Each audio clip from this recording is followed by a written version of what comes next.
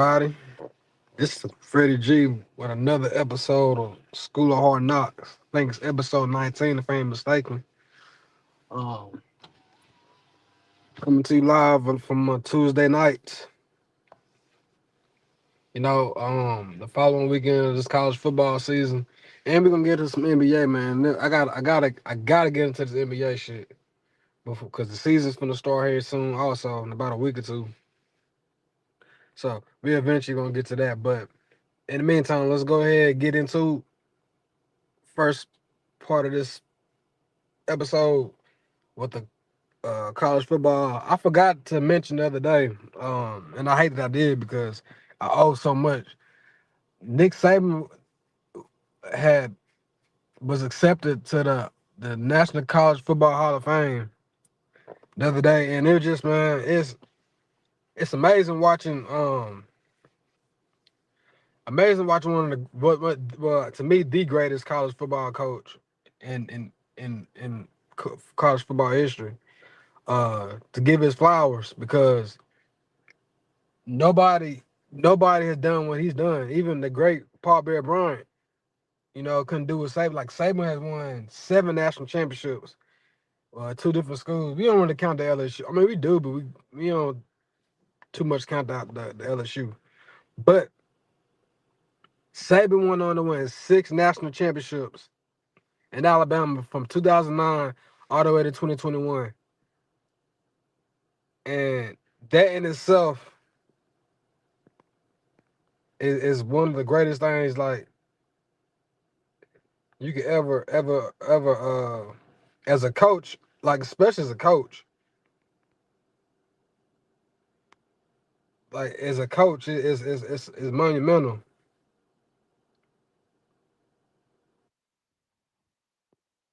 And the fact that he he's produced over 133. Think about that. He's produced over 133 for NFL players in his career, coming from his university. Nick Saban is hands down the greatest college football. I'm gonna say it one more time. Nick Saban is the greatest college football coach of all time, and nobody's even close. Other than Paul Bear Bryant, there's nobody that's close on that level, with 7 national championships, 3 college football playoff championships, and 3 BCS national championships with Alabama, all within the span from 2009 to 2021. Think about that. I mean, that's his stadium. That's like Brian Denny's. That's Saban Field. They call it Saban Field for a reason. He's the greatest college football coach of all time. Nobody's even close to his level, if you ask me. And it's gonna be a hard stretch for anybody to come even close, especially with 7 national championships. But anyway, I'm still amped up about this game we won this Saturday. I'm pretty, and I gotta give Cam Womack some credit. He made some halftime adjustments this past week, which I think we're heading into the right direction. I'm hoping we don't need to do that 3-3-5 defense. We do not need to do the 3-3-5 defense. Uh, it doesn't. I mean, it doesn't work to a certain degree. I think we'd be better suited going for the 4-3. But then again, I mean, we undefeated in conference play. So, but shout out to the defense. We pretty much shut out uh Vanderbilt, and I'm just, like I said, as long as we play to our strengths, because the offense is going to do that thing. The offense is going to be dominating. We can play. We got the offense that can play from behind if need be. We don't want to be in that situation, but we got an offense that if it has to happen, they can come from behind. With Todd Simpson, and to me, Todd Simpson is my favorite to win Heisman. He's my favorite to win Heisman because he has done so much in the last 3 or 4 games and produced so many quality looks as a quarterback. His intangibles are so he works on his intangibles day by day. I'm hearing that this dude is always in the gym. He's the first one to practice, last one to leave, and that's the kind of mentality we need to have at Alabama. And I like to think this too. I think Ty Simpson is Nick Saban's last like project because he came under Nick Saban's like the Nick Saban regime. And if you go back to hear his interviews, he sounds just like the man. So he has that dynamic which we need. And that's not no slack at Coach KB because I've been seeing these pregame and halftime speeches that he's been giving. They've been kind of getting a lot of like you can get amped up by it. So I'm hoping that this Saturday we going into Missouri another test. Missouri like to run the ball. They got a good rushing, but then again, if you think about it, they haven't played anybody, and also a couple of their games they got a good defense as well, but they don't have a good secondary. Like their secondary is is suspect, and I don't think that Missouri has the wide receivers. They don't have the Bernard, the Horton, the Williams. They don't have the wide receivers that we have. And that quarterback is not even close to being as good as Todd Simpson. So, and then not only that, we're starting to open up the run game now with Jam Miller. Jam Miller, I seen this stat yesterday. I did a little research. Jam Miller is probably the first, like since the first time since 2023 in the SEC, played a run up for well over 100 yards rushing. So I think our run game is starting to open up, which I'm hoping it does nothing but exceeds. And that's just gonna make our offense even more deadly. So I think the defense just got to be worked on a little bit more, and I think we'll be there. We still got time. I just hope we get it done before the season's over. So I think it's gonna be a well fought game. It might be just like the Vanderbilt game. It might be a close game all the way to the end, but we just gotta prepare for war. It's a 1 game season from here on out. Everybody we play, it's a 1 game season. So I'm hoping we do our thing and come out and play out. Cause we got a gauntlet coming up. Cause we got Tennessee, and I'm going to that game too. I'm going to that Tennessee game. We got Tennessee coming up, and I'm hoping that Brian Denny be rocking. I'm hoping Brian Denny be rocking. Cause like we got that get back on Vanderbilt, which was perfect. But Tennessee, I think they're a source right now. I think we come in right now. If they come in at Brian Denny, I think first of all, Brian Denny, and it's gonna be at 6:30 at night game. It's gonna be a hard place to play at. Also, a lot of people are not thinking about the dynamics of last year. Last year it was a close game, even at Rocky Top. But now we're here at Alabama. I think there's gonna be. I'm not gonna say it's gonna be a blowout. It's gonna be a closer game, but it's not gonna be as close as everybody think it is. I think Tennessee, they're a good team, but they're not good enough. So then we got the Red River Shootout with Texas and Oklahoma. That's coming up. That game right there. Now Texas, I don't think they even ranked now. They're not even ranked. So Texas, they're frauds. I been said that. I been said that they're frauds. Now they play Oklahoma, which is I think Oklahoma's ranked 5. Now they're saying Texas is favored to win. Now if Texas mess around and beat Oklahoma, that's gonna be interesting. Because now at that point, Oklahoma has a loss. Well, everybody except for Alabama, and I think Ole Miss and Texas A&M have a loss. But I think that if Texas beat Oklahoma, that would be quite interesting because now that will kind of shape up a lot of stuff in the top 10 and in the top 15 probably. So, because a lot of teams already lost us in the top 10 at the moment. It's gonna be one of these weeks, like I stated before. It's gonna be one of these weeks where a lot of top 10 or top 15 teams will lose on any get on the Saturday. And it's gonna shape up. It might take 1 or 2 Saturdays for it to happen, but don't think that the way that the playoffs, like the way that the numbers, like the rankings is right now, it's gonna be different here in a few weeks. I can go ahead and guarantee you that right now. I mean, it's gonna be highly different. It might be teams that you didn't even think that was gonna make the playoffs be right there knocking on the door.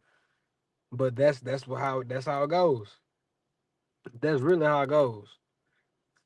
So, like I said, I think I don't know. I still don't know who I got winning that one between Texas and Oklahoma. I'm gonna think about it a little bit more. But I think it's gonna be a good game though. I really do. Um, Florida. I think let's say one of the most underrated games of the week. Florida going to Texas A&M. Texas A&M is they on a hot streak. Florida they just beat Texas top, which was they was number 9, a top 10 team. What do we think Billy Napier would do going forward if he goes on a little streak and win multiple games? I think they might have a chance to get a bowl game. Might be knocking on the door. I'm not sure where they're ranked. All right, what ranking they're at. But if they were to continue beating these top teams, I don't know who they play next or who they got to play. But they just got to stay hot. That was a good win they had over Texas at home. So I mean, I still think they're trash, but you got to be more. You got to be optimistic for a fan. I think they got a good team, but like I said, you just who you line up to play. Like who came to play. So if the other team got better talent than you do, and then the talent outwork, then again, sometimes you might have the talent. It's just like the Alabama Georgia thing. Some of these teams Georgia they had more talent than Alabama, but Alabama just got what it takes to win more than Georgia does. When it's all down the line, I'm not counting injuries and everything else. When it's all on the line, Georgia might have the talent, more talent than Alabama on some teams, but Alabama has more fortitude to win because they're the better team. Almost every time Alabama played Georgia, they probably have pretty much, I ain't say the lead, but at the same time, like okay, like we give them 2021, but they went the whole year 2022 without losing the game. You think if they would have played Alabama, they would have lost that year? Now, granted, Bryce, we had Bryce. That's the year we had Bryce. We lost to Tennessee. We lost to LSU. If we would have stuck the course, we lost on the field goal to Tennessee. We probably could have got away with just one SEC loss. But that loss to LSU pretty much put the hole in the grave. But if in 2022, if Alabama would have played Georgia, I bet you that streak would have been a lot more shorter than what it was. I can stamp that. You can literally think about it. But it's just facts. Alabama could have ended that a whole year earlier if they wanted to. But we just fell under pressure to LSU and Tennessee. Mind you, about a combined 5 points. But still though, we literally own Georgia. That's our state. We know whoop Georgia's ass at home. We know whoop Georgia's ass in Athens. We know whoop Georgia's ass in Atlanta. We going all around the world whooping Georgia's ass. Like literally, we're two next. We going all around the world whooping Georgia's ass. That's just us, We own them more than any other team. Period. Auburn has more wins over Georgia. I mean, Auburn has more wins over Alabama more than Georgia has in the last 15 years. Think about that. Think about that. Georgia, that nice, but then no, that their little mini dynasty is over with. The little 2 year run that Georgia had, it's over with. I don't see them getting back to that level. They might be a good team for some years, but I don't think Kirby's gonna win any more championships in Georgia. I just don't see him winning any more championships at Georgia at all. You know. Um, Another thing before I get off this college football topic, they saying that James Franklin, what that this is not me, but what their fans call Big James, Big Jamie, Penn State head coach. They're they're saying that apparently some fans want a buyout. Now look, I think at some point if it gets even worse or bad, they might have mutual ways, part mutually. But I looked at his buyout. Ain't no way, man. The buyout is 56 million. They had to buy him and his staff out. I don't see. I don't see. What up, Brody? I don't see. I don't see Penn State doing that, man. That's too much. Like Penn State, they. I told everybody they've been frauds. They've been frauds, but don't nobody understand to the magnitude of how you got to play good teams. Now this dude, and I got to correct myself from the other night. I said Iowa State, UCLA. This dude lost to Oregon the week before. Then you gonna come around and lose to damn UCLA, who didn't even have a win. They lost. They got 2 losses. Like Penn State, they're not like that. Yeah, I seen that, man. All right, this is gonna be a good weekend for college football too. I'm looking forward to it, like on everything. Yeah, bro. Hey, Alex. They call him Big. They call this like this that nickname. They call him Big Jamie. That's what they call this dude. Like he has not done nothing. Like he went to the college football playoffs. Congratulations, whoop de doo. But you didn't win it. And then you dude, I can't fathom it enough. You lost to UCLA. I think they said this is the worst loss to any top 10 team they had in 40 years. You on that trajectory. Like, god damn, bro.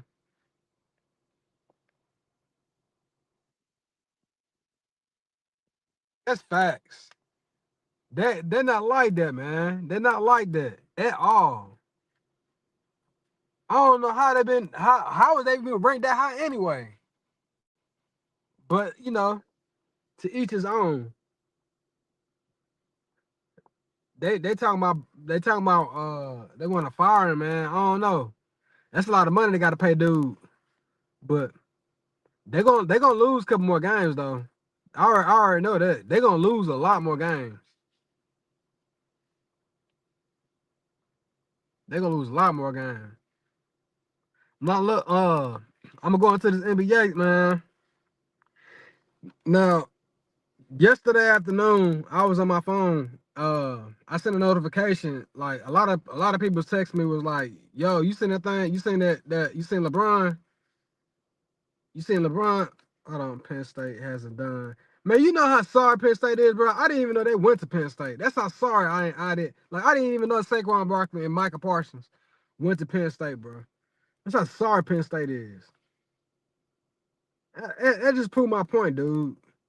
That just proved my damn point. Saquon got a damn national, not a fucking NFL championship. Didn't even know he went to this damn sorry ass college. Yeah, man. A lot of people text me saying that, yeah, man, I think LeBron finna retire. I'm like, I thought about it. I thought about it for like a good 10, 15 minutes. I ain't gonna lie to you. But it didn't hit me. I'm like, nah, he would have. It's too close to the season. And plus, One, Chris Paul already announced that he's gonna retire after the season.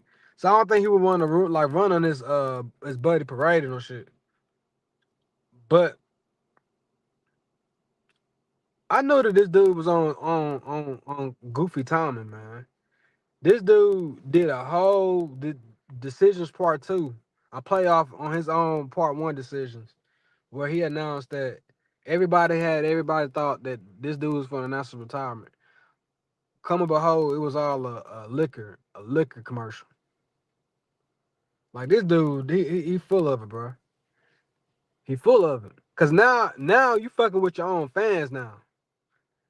Now you fucking with your own fans. Cause now they don't even know. They don't know what you're gonna do next. And that's the scary part. Like when you even got your delusional ass fans that don't even know what you're gonna do next. Like, bruh, come on, LeBron.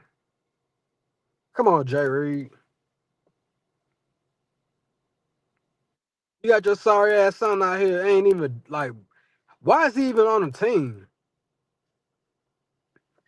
This dude wasting a roster spot. He wasting a roster spot out here.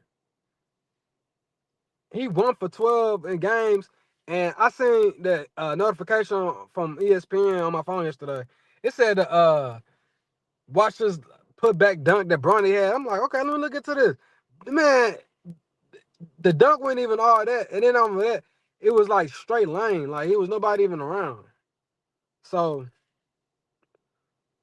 I'm out, man. It make me. It kind of sound. It's almost tiring, like dealing with this dude, bro. He's so irritating. Him, his fan base, like, bro. I'm just done with all of it. Yeah, I seen that. I seen that. Carrot, he the first one to cook his son and the daddy. Ain't that a bitch?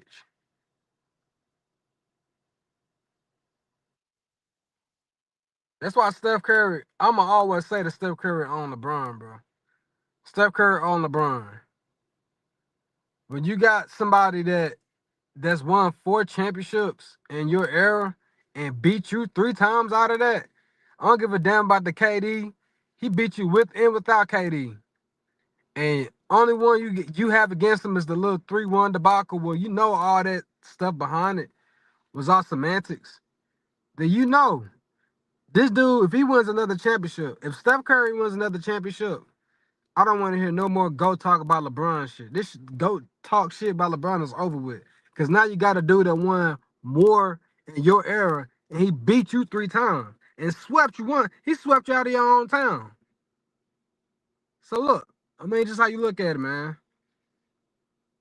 That's how I feel about it. But I'm gonna have Curry. LeBron, he in my top 10. He can't be in my top 5. You can't have a losing record and be in my top 5. That's just me. You cannot have a losing record and be in my top 5. He's a great player though. He's a great all-time player, but he's not. You stack the deck and you still lose. It's crazy to me. Then 2011, you got shut down by old ass Jason Terry and little ass JJ Barrera. Like, huh? Prom LeBron? Come on now. Now this ain't no 2003 Jason Terry. You getting shut down by 2011 Jason Terry, and you 27-year-old LeBron. Make that make sense. Choke job. That was the that will always be 2011 will always be the biggest historical meltdown by any superstar of his magnitude ever. He choked. He literally choked. 8 points in the fourth quarter. Choked.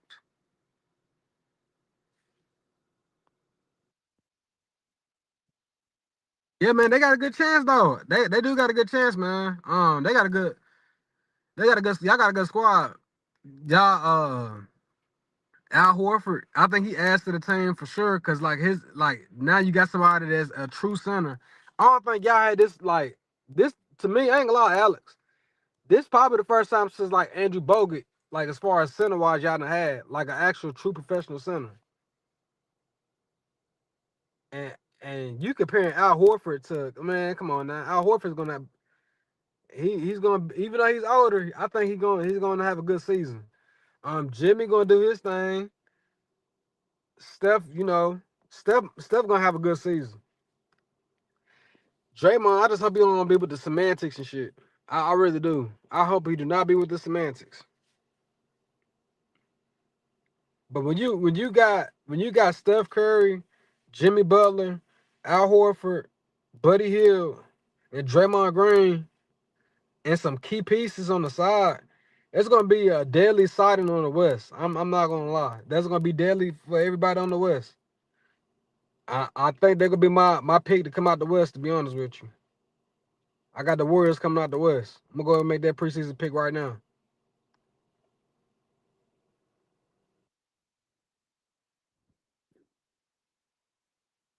Yeah. But look, man, I'm gonna go ahead and head out. This is a good little quick episode. Eating trash. Yeah, man. I don't even know how he on even I don't know how he even on the team. Dude, trash as fuck. He ain't been good since damn 2021.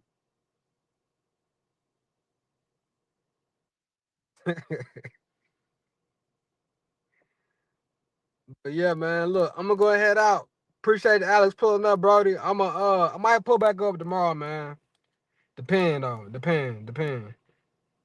But yo, this Freddie G, this School of Hard Knocks. I'm gonna be out. Deuces.